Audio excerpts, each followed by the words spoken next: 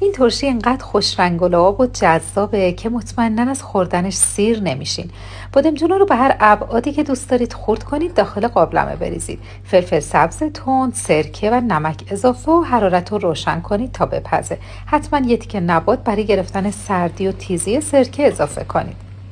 تو این فاصله داخل میکسر کلم قرمز، فلفل دلمه، هویج و سیر رو بریزید و خوب میکسش کنید.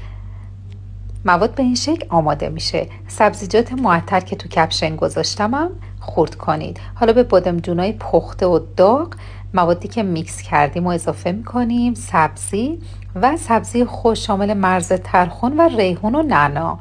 اگه سرکش کم بود دوباره سرکه اضافه کنید و یک کم پودر تخم گشنیز.